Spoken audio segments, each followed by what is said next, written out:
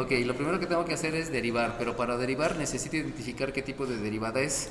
Yo me doy cuenta que en esta primera, como operación principal, tengo suma y resta, por lo tanto debe ser la derivada de la primera más la derivada de la segunda menos la derivada de la tercera. Pero de lo que yo estoy observando, en todas aparentemente hay una división, pero eso que está ahí no es una división. ¿Por qué no es una división? Porque para que sea una división debe ser una función entre otra función y no son dos funciones. Si ustedes se dan cuenta, el de arriba es una constante, por lo tanto no es función. Y en la siguiente también tienen una división, pero no es una división porque tienen un número entre una función, por lo tanto no pueden aplicar la derivada de la función. Y entonces lo que hago primeramente pues es aplicar toda el álgebra que yo ya me sé para poder empezar a hacer el ejercicio. Entonces lo primero que hacemos aquí, insisto, es aplicar el álgebra, y el álgebra que conocemos va a ser primeramente, aquí tú lo debes de expresar a manera de término. Término. Dejen hacer la letra más grande porque creo que no la alcanzan a ver. Entonces vamos a aplicar las respectivas leyes de los exponentes, porque si se dan cuenta ahí tengo muchos variables en el denominador, pero con leyes de los exponentes con eso ya se queda. Y obviamente también las propiedades de los exponentes me van a ayudar. Para todos los exponentes que están en el denominador yo los puedo escribir en el numerador, y con eso pues ya vamos a lograr el objetivo, ¿no? Bueno, sale bien ahí. Entonces vamos a comenzarle. 51. Dime 51. De ahí me va a quedar que la función que depende de la s es, primeramente tengo un coeficiente, el coeficiente es 4/3, porque ese es un número. Luego resulta que aquí hay una s y aquí tengo una s a la 1/2.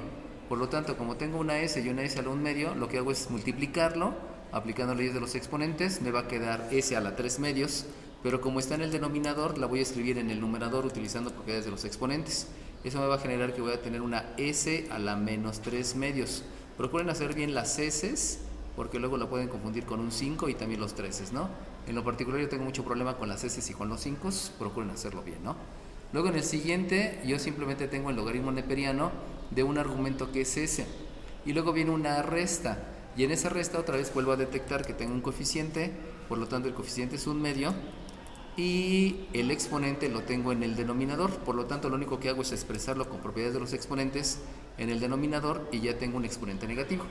Entonces de esa manera ya me doy cuenta que lo que tenía originalmente no era una división ni tampoco acá, simplemente lo estoy acomodando para poder posteriormente aplicar lo que sigue, y lo que sigue ahora sí ya es derivar. Pero acuérdense que en cada derivada necesito utilizar una fórmula diferente. Como a estas alturas ya me sé todas las fórmulas, pues ya no hay que explicar mucho, ¿no? Simplemente hay que derivar y ya. De todas maneras lo voy a hacer más o menos paso a paso para que ustedes lo puedan ver. Permítanme tantito. Va a ser la derivada con respecto a la variable independiente, que sabemos que la variable independiente es la s, de la función que también depende de la variable independiente, que es la s. Y aquí me están diciendo que tengo una constante por una potencia. Debido a eso, pues el resultado es la constante por la derivada de la potencia, pero la derivada de la potencia sabemos que es el exponente multiplicado por la base elevado al exponente -1. Por lo tanto, si yo tengo -3/2 y al -3/2 le resto 1, ese restarle 1 quiere decir que es -2/2, y ahí por ley de la suma sabemos que el resultado va a ser -5/2. Acuérdense que no van a poder utilizar calculadora en ninguno de los exámenes, ni en este ni en el examen de admisión a la superior, y por lo tanto hay que buscar estrategias para poder llegar a los resultados. Ahora bien, viene la derivada del logaritmo neperiano de un argumento, y de la fórmula ustedes saben que es 1 entre el argumento, que es una s, tengan cuidado, no lo confundan con un 5 porque pudieran ahí cometer una imprecisión, por la derivada del argumento, pero el argumento es una letra, por lo tanto es la derivada de s con respecto a la variable s. Entonces, insisto, ¿no? A estas alturas ya me sé todas las fórmulas, entonces nada más hay que aplicarlas, y la gran ventaja que viene en este último periodo de evaluación es que ya nada más es derivar. Obviamente las aplicaciones ya las enseñé, ¿no? Pero lo que me queda por hacer nada más es derivar. Bueno, me voy a la siguiente.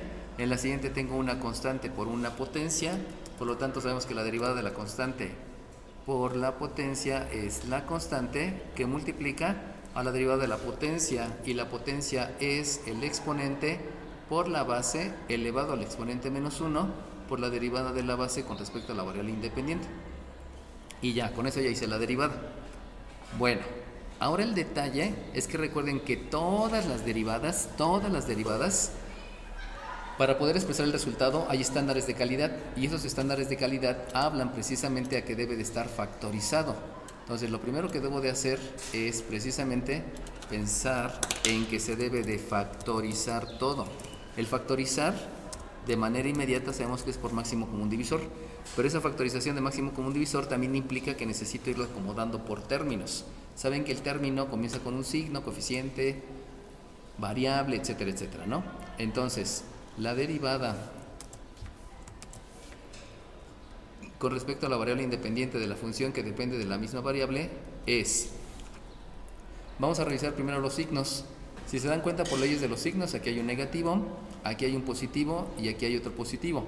Pero debido a que este primero es negativo, entonces vamos a comenzar con un signo negativo. Eso me menciona el máximo común divisor. Entonces ya me estoy dando cuenta que además de factorizar por máximo común divisor, también lo que debo de hacer es aplicar la respectiva ley de los signos.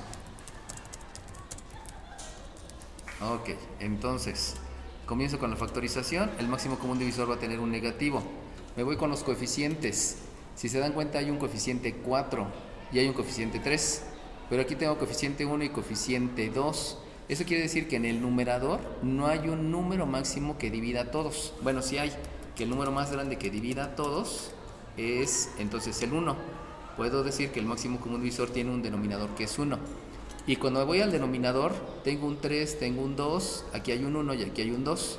Por lo tanto, volvemos a lo mismo. No hay un máximo común divisor como tal, sino el máximo número sería el 1. Pero 1 entre 1 es 1 y no se escribe. Por lo tanto, el 1 no lo escribo. Y ya, no hay máximo común divisor que sea número. Y ahora me voy con la variable. La variable, si ustedes se dan cuenta, aquí tengo una s a la menos 5 medios. Aquí tengo una s a la menos 1. Recuerden que por propiedades de los exponentes, eso se va a escribir como menos 1. Y aquí tengo un menos 3. Por lo tanto, debido a que sí hay una variable común, el máximo común divisor es esa variable común. Pero ahora lo que hay que revisar es, si yo tengo un menos 5 medios, si yo tengo un menos 1, que es el exponente de esta, y aparte tengo un menos 3, pues ¿cuál de esos es más grande? Perdón, ¿cuál de esos es más pequeño? Disculpen. Acuérdense que el máximo común divisor está hablando del exponente menor. Entonces lo que necesito detectar es cuál es el exponente más pequeño de todos ellos. Por lo cual, como todos son negativos, entonces lo que tengo que pensar es que por aquí está el menos 1, por aquí está el menos 5 medios, que es 2.5, y por aquí está el menos 3 en la recta numérica. Eso quiere decir que el exponente menor, o sea el que está más a la izquierda, es el menos 3.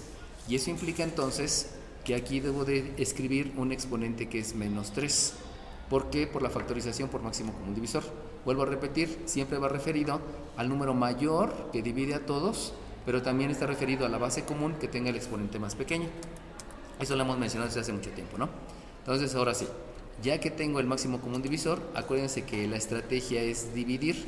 Y si yo voy a dividir, pues comienzo dividiendo. Este 4 por 3 entre este 1 que hay aquí, pues resulta que también me da 4 por 3. Y eso quiere decir que aquí tengo un 12 como coeficiente. Luego me voy al denominador, aquí tengo un 3 por 2 entre un 1 que está aquí, pues también me sigue dando ese 3 por 2. Pero ya me estoy dando cuenta que eso, si desde el principio yo hubiera utilizado la jerarquía de operaciones, si empiezo a usar jerarquía de operaciones, voy a observar que este 3 con este 3 se puede dividir y me da la unidad. Por lo tanto, aquí ya utilicé jerarquía de operaciones. En lugar de multiplicar, primero divido, porque es un resultado más pequeño. Y también hago la división del 4 entre el 2. Por lo tanto, solamente tengo un número 2, y ese número 2 dividido entre este número 1, que es el coeficiente, pues ya tengo el número factorizado, que es el 2. Luego me voy a hacer la división de entre este. Y acuérdense que para hacer la división lo que necesito aplicar son leyes de los exponentes. Entonces, esas leyes de los exponentes, acuérdense que va referido a que si yo tengo dos potencias y las estoy dividiendo, se las voy a escribir por acá. Si tengo dos potencias y las estoy dividiendo, el resultado va a ser la misma base y la resta de los exponentes. Eso quiere decir que al menos 5 medios, yo le debo de restar el menos 3. Y si yo le resto menos 3, quiere decir que aquí necesitamos escribir un paréntesis para que se vea la multiplicación. Y además por acá necesito escribir un 6 medios. Entonces, por ley de los signos, aquí me da un positivo. Por ley de la resta, aquí me da un medio. Y por lo tanto, aplicando las leyes de los exponentes, entonces llego a la conclusión que acá voy a tener una S elevado a la 1 medio. Vuelvo a repetir, todo eso fue por lo que me dictan las leyes de los exponentes, ¿no? Nada más, acuérdense que todo eso es un proceso mental, se lo estoy explicando, pero por ahí viene el resultado, ¿no? Luego, me voy con el siguiente término es este. Otra vez comienzo a dividir signo entre signo. Este signo, si lo divido entre este signo, me da un signo negativo. Luego, números no hay números, por lo tanto me voy con la S, pero sabemos que esta es una S a la menos 1 y esta es una S a la menos 3. Por lo tanto, por leyes de los exponentes, me va a quedar una S a la menos 1 menos el menos 3. Por leyes de los signos este me da positivo y por ley de la resta me queda menos 2. Por lo tanto, el resultado de esa división es una S elevado a la menos 2. Y por último, por leyes de los signos, que ya lo había puesto por ahí, este menos con este menos me hace un más, y más entre menos me queda un menos. Luego me doy cuenta que por jerarquía de operaciones este 2 se divide con este 2, por lo tanto me da la unidad y ya no hay coeficiente. Y lo único que me hace falta dividir son las potencias. Y esta S menos 3 entre esta S menos 3, como es la misma cantidad, me da la unidad y por lo tanto me va a quedar menos 1. Ahora de ahí sabemos que esos resultados no se pueden quedar así porque los estándares me mencionan que no puede haber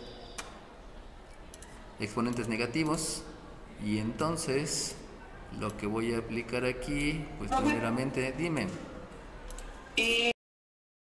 Acuérdense que aquí tengo un menos 1, entonces tengo S a la menos 1 y luego dividido entre un S a la menos 3, entre un S a la menos 3, quiere decir que se va a dejar la misma potencia y se resta el exponente de arriba menos el exponente de abajo. Por leyes de los signos me da positivo y por ley de la suma, entonces este resultado debió de haber sido más 2. No es que se deje el mayor, sino que por leyes de los exponentes me dio un más 2 y lo había escrito ahí negativo, ¿no? Entonces disculpen por la distracción. Bueno, entonces ahora sí, ya teniendo eso, sabemos que... Dime 38. Entonces, de aquí, pues vamos a aplicar... Vamos a aplicar lo referido a propiedades de los exponentes,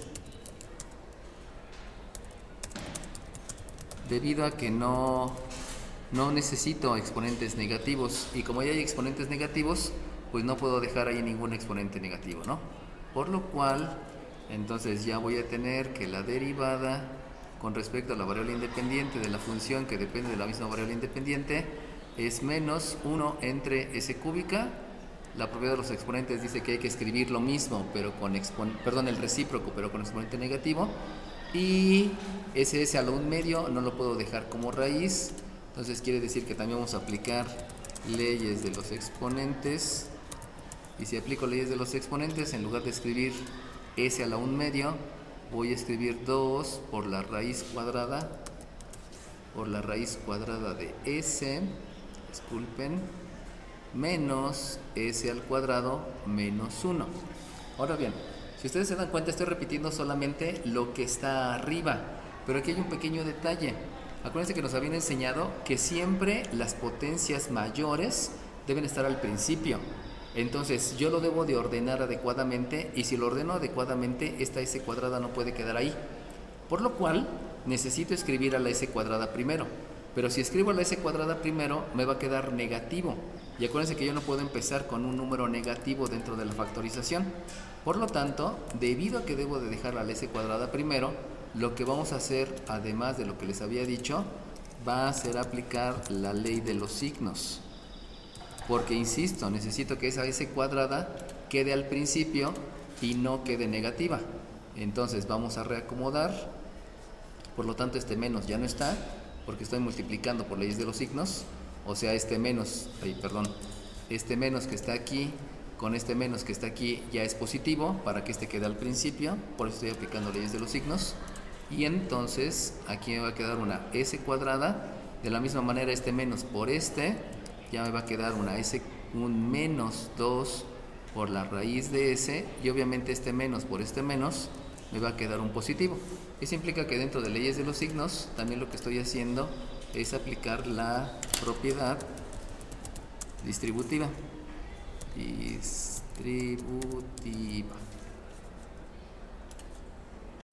Los nombres aquí son muy importantes porque si no entiendo los nombres, no sé qué me están diciendo. Lo primero, esto se lee logaritmo neperiano del logaritmo neperiano del logaritmo neperiano de la variable y. Nunca se menciona multiplicación, nunca se menciona operación, sino es un logaritmo neperiano aplicado a un argumento. Por lo tanto, fíjense cómo tengo 3 logaritmos neperianos. Eso quiere decir que vas a aplicar 3 veces la fórmula. ¿Cuál fórmula? Pues ustedes saben que la derivada con respecto a la variable independiente del logaritmo neperiano de un argumento es el recíproco del argumento. Perdónenme, ya empezó a fallar esta cosa. Es el recíproco del argumento por la derivada del argumento. Entonces, debido a que hay 3 logaritmos, hay que aplicar 3 veces la fórmula. Eso es lo que no les debe de dar miedo. La fórmula se repite 3 veces y simplemente hay que aplicarla 3 veces y ya, no sufran. Por lo cual, simplemente lo que voy a hacer, pues precisamente es derivar. Porque ya está ahí luego la derivada. No hay más que hacer más que derivar. Entonces, espérenme tantito.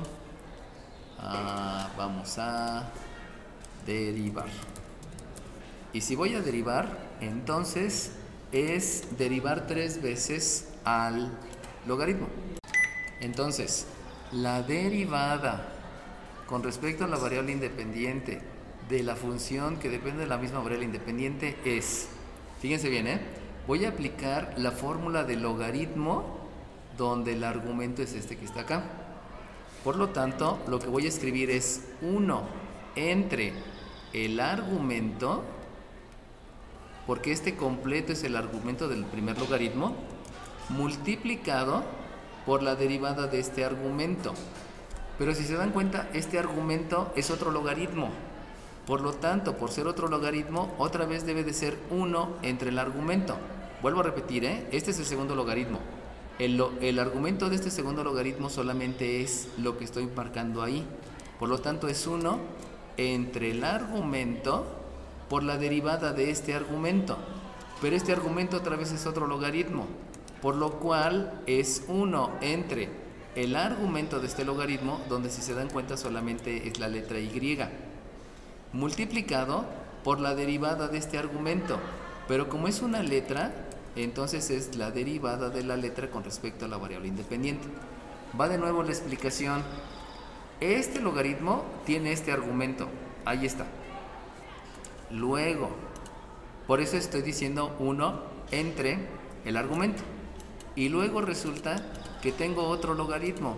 Y ese otro logaritmo tiene este argumento. Por eso estoy diciendo 1 entre el argumento. Y luego por último hay otro logaritmo, donde el otro logaritmo resulta que es el último. Y ese último logaritmo tiene otro argumento que es y. Por eso aquí estoy escribiendo la y. Esa es la razón que se aplique 3 veces la fórmula y que se esté escribiendo 3 veces el argumento. Y al final pues solamente es la derivada del argumento. Acuérdense que todo esto fue derivada del argumento, esto fue derivada del argumento y esto es derivada del argumento. Solamente es aprenderse la fórmula. No hay más que hacer que aprenderse la fórmula. Y entonces, ahora sí, ¿qué sigue? Pues lo que sigue es que esto que está aquí, sabemos que es la unidad. Como esto es la unidad, pues es 1, no hay más. Y esto que está aquí, si se dan cuenta, no tiene exponentes negativos, no hay raíces en el denominador, ya están hechas todas las operaciones porque aquí hay una multiplicación y no se puede multiplicar porque no hay leyes de los exponentes para multiplicarlo. Por lo tanto, lo único que debo de hacer, aunque parezca pues raro, pues nada más es acomodar. Lo único que voy a hacer es acomodar a manera de término. Entonces lo que vamos a hacer es escribirlo adecuadamente. Y eso, escribirlo adecuadamente, quiere decir escríbelo a manera de término. Ya no vamos a hacer otra cosa más que acomodarlo, pues. Y entonces resulta que la derivada con respecto a la variable independiente de la función que depende de la misma variable independiente,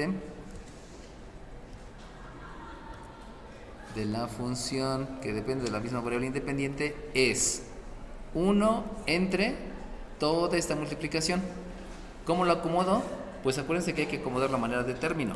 ¿Qué quiere decir? Que primero debe de ir la variable. Entonces, como primero debe de ir la variable, primero debo de escribir 1 entre la variable, porque esa es la única que es variable. Y luego debo de escribir las funciones. ¿Cuántas funciones hay? Pues está la primera función, que es el logaritmo neperiano de y, y que se va a multiplicar. Fíjense cómo aquí se voy a escribir paréntesis, porque necesito indicar que son dos logaritmos diferentes. Si no escribo ese paréntesis de multiplicación, entonces estaría diciendo esto. Si se dan cuenta que es el logaritmo del logaritmo del logaritmo. Por eso aquí nada más está entre paréntesis el argumento. Por eso es importante ahora sí escribir que el primero es un factor, para que sepan que se está multiplicando al logaritmo neperiano del logaritmo neperiano de y. Y entonces aquí hay que hacer unos ajustes, porque aquí entra un paréntesis cuadrado para indicar que es el logaritmo neperiano del logaritmo neperiano de y. Y ya está, ¿no? Entonces fíjense cómo esta derivada estuvo súper rápida comparada con la otra. Pero ¿cuál es la clave? Apréndete bien las fórmulas y entiende hasta dónde tienes que detenerte. ¿Por qué ya nos detuvimos aquí? Porque aquí los exponentes son positivos, porque no hay operaciones y porque está factorizado. ¿Por qué me detuve aquí? Pues por la misma razón. O sea, no hay otra razón por la cual alguien me diga, ya, espérate, o síguele haciendo. Si ustedes se dan cuenta, aquí hay un exponente positivo, aquí hay un exponente positivo, o sea, no hay nada de álgebra que pueda hacer. Lo único que yo puedo hacer, entonces, es darme cuenta de cuál derivada es. Si ustedes se acuerdan del principio, cuando empezamos a derivar, les dije, lo que tienen que revisar son las operaciones que hay. Y si ustedes observan, aquí hay una operación que es esta multiplicación con esta multiplicación. Perdón, es este factor con este factor. Por lo tanto, la fórmula que voy a utilizar va a ser la del producto. Es el producto de una función por otra función. Pero si ustedes están observando, resulta que tengo una derivada con respecto a la variable independiente del logaritmo base b de un argumento. O sea, ya no estoy hablando del logaritmo neperiano. Debido a que es eso, ustedes saben que la fórmula es 1 entre el argumento por el logaritmo neperiano de la base por la derivada con respecto a la variable independiente del argumento. Insisto, la fórmula ya se la saben, nada más se las estoy recordando. Y también saben que la derivada de un producto es el primer factor por la derivada del segundo factor más el segundo factor por la derivada del primero. Por lo tanto, ya directamente vamos a derivar. Y si yo derivo, entonces vamos a escribir que la derivada con respecto a la variable independiente de la función que depende de la misma variable es el primer factor por la derivada del segundo factor. Pero el segundo factor van a aplicar esta fórmula.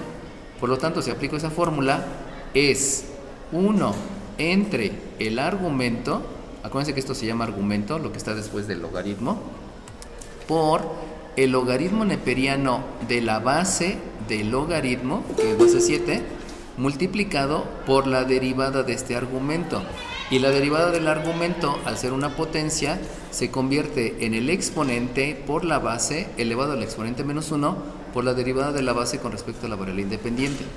Vuelvo a repetir, las fórmulas ya se las saben, solamente es estar repitiendo lo que dice la fórmula y obviamente entendiendo cuáles son los elementos. Como es de la multiplicación, sigue el segundo factor multiplicado por la derivada del primero.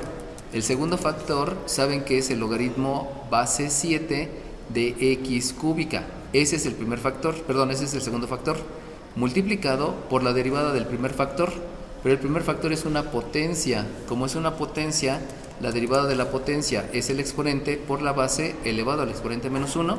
Ya sé que no se escribe el 1, pero lo dejo por fines didácticos. Multiplicado por la derivada de la base con respecto a la variable independiente. Y ya acabé la derivada en un solo paso. Bueno, ¿por qué la acabé? Pues porque me sé las fórmulas. ¿Y por qué me sé las fórmulas? Pues porque ya se las han estudiado. No es...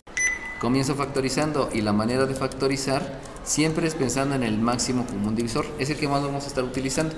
Ahorita vamos a ver si hay más conceptos que se deben de aplicar. Entonces, la derivada con respecto... La derivada con respecto a la variable independiente de la función que depende de la variable independiente va a ser primeramente el cálculo del máximo común divisor. El máximo común divisor comienza con un signo positivo porque los dos términos tienen signo positivo, y ya luego me voy con el coeficiente. Si se dan cuenta que hay un coeficiente 3, pero que hay un coeficiente 2, por lo tanto no hay un máximo común divisor en el coeficiente. Vamos con las variables. Si se dan cuenta, aquí tengo una x cuarta, aquí tengo una x cuarta y aquí tengo una x cúbica. Entonces, antes que yo vaya a decidir cuál es el máximo común divisor, entre esas que les acabo de mostrar, debo de aplicar leyes de los exponentes para saber cuál es el exponente que me va a resultar de todo eso que estoy escribiendo. Entonces, por leyes de los exponentes, sabemos que las que se multiplican se suman y las que se dividen se restan.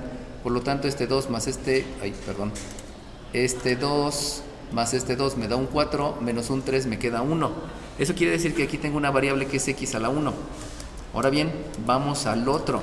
Si ustedes se dan cuenta, aquí tengo una potencia, pero esa que está ahí no es variable, porque ese se llama argumento. ¿Por qué se llama argumento? Porque está después del logaritmo. Entonces este es un argumento, y como es un argumento, yo no lo puedo considerar como una variable con lo que hubo por acá.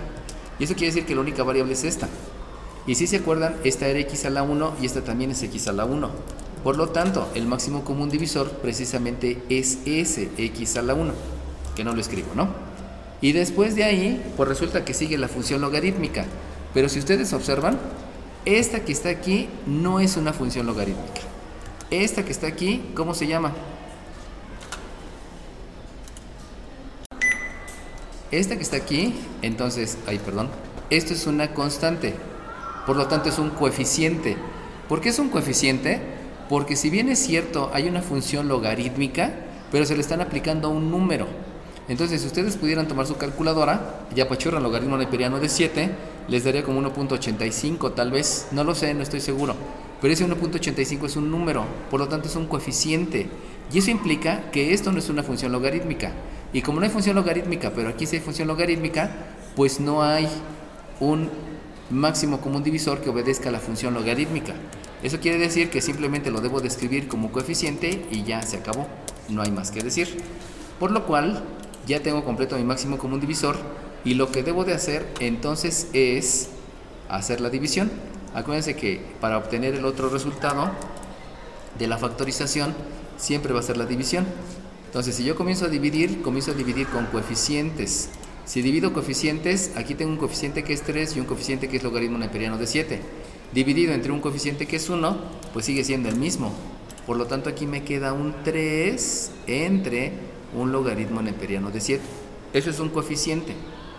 Luego, me voy a las variables. Acuérdense que aquí habíamos dicho que el resultado de las operaciones de las leyes de los exponentes eran x a la 1. Y si divido x a la 1 entre x a la 1, me da 1, porque es la misma cantidad, y 1 por lo demás, pues sigue siendo lo mismo. Por lo tanto, no hay nada que agregar. Y si se dan cuenta, ya no hay nada más. ¿Por qué ya no hay nada más? Pues porque dijimos hace rato que esta de x en dx es 1 y esta también es 1. Y eso es un coeficiente, y 1 por lo demás sigue siendo eso. Me voy al siguiente término. En el siguiente término hay un signo más dividido entre un signo más. Por lo tanto, el resultado me va a dar un signo más. Y luego, me voy al coeficiente. Y si me voy al coeficiente, me doy cuenta que aquí tengo un coeficiente 2. Por lo tanto, ese coeficiente 2 entre el coeficiente 1, pues me sigue dando el coeficiente 2 y ya está la parte del siguiente factor. Luego me voy con las variables. Aquí hay una x a la 1 dividido entre x a la 1 es 1 y 1 por 2 sigue siendo 2. Y luego viene la función logarítmica, que es así, función logarítmica, no hay nada más que decir. Y entonces este es el logaritmo base 7 de una x al cubo. Y entonces, ahora viene todo lo que ya aprendieron de todos los semestres anteriores. Y fíjense bien, por lo que les había mencionado de lo relacionado a los estándares de calidad, cuando estamos hablando de los resultados, déjense los escribo aquí para que les queden claros, porque luego se les olvidan. Entonces, los estándares de calidad que yo tengo es que no hay exponentes negativos. Además de no exponentes negativos, no exponentes que sean fracciones impropias, que ese es otro de los estándares. Acuérdense que hay muchos estándares. Entonces, después de no exponentes que sean fracciones impropias, también habíamos dicho que no raíces en el denominador. También habíamos dicho que debe de estar racionalizado el radicando en el caso que lo haya, y también debe de estar factorizado, y también debe de estar realizadas todas las operaciones. O sea, esos son los estándares que yo debo de estar cuidando en el momento que yo termine un ejercicio. Si cumple con todo eso, pues ya la hice, ¿no? Tengo todo. ¿No falta qué, perdón? Es que eso es parte. O sea, todos los términos deben estar ordenados. O sea, no es propiamente un estándar. Eso lo debes de hacer siempre. Siempre debe estar ordenado, ¿no? Siempre. Es algo que hasta en nuestra casa nos lo pide, ¿no? Todo debe de estar ordenado. Bueno, ahora bien, aquí hay un pequeño detalle. Acuérdense que como lo voy a implementar, el resultado debe ser lo más sencillo posible. ¿Qué quiere decir lo más sencillo? Que las operaciones no sean tan ostentosas. Y aquí viene un detallito. Si ustedes se dan cuenta que hay una x cúbica, la x cúbica es complicada, pero antes está un logaritmo. Por lo tanto, vamos a entender ahora, debido a que estoy manejando otro tipo de funciones, que además de eso, también debo de aplicar propiedades de los logaritmos. Pero esas propiedades de los logaritmos las voy a aplicar única y exclusivamente si con eso obtengo algo más sencillo. Si no obtengo algo más sencillo, no voy a aplicar propiedades de los logaritmos. Y entonces, si ustedes se acuerdan de las propiedades de los logaritmos, hay una propiedad donde menciona que el logaritmo de una potencia se puede escribir como el exponente por el logaritmo de la base. Entonces, si ustedes se dan cuenta, al tener aquí un exponente, este exponente 3 yo lo puedo escribir multiplicando el logaritmo. Y si ustedes se dan cuenta, el multiplicar implica que ya no va a haber una x cúbica, sino va a haber una x lineal. Por eso, y solamente por eso exclusivamente, entonces me doy cuenta que sí es necesario hacer la aplicación de las propiedades de los logaritmos. Pero vuelvo a repetir, eso surge porque me va a llevar a algo más sencillo, una expresión con operaciones menos robustas. Entonces aplico propiedades de los logaritmos. Recuerden que una propiedad me sirve para escribir de otra manera, por eso se llama propiedad. Y entonces me voy a dar cuenta que aquí me queda una derivada con respecto a la variable independiente de una función que depende de la misma variable independiente. Pero si ustedes observan, este que está aquí se llama número racional. Y un número racional quiere decir que hay una operación de un número racional más un número entero. Por lo tanto, no he completado el realizar todas las operaciones. Y como no he completado el realizar todas las operaciones, quiere decir que además de propiedades de los logaritmos, lo que yo debo de hacer es esa suma. Y esa suma sabemos que es una suma de números racionales. De números, lo ponemos así. ¿Dónde está? De números racionales. Para que no tenga que estar ocupando más espacio, ¿no?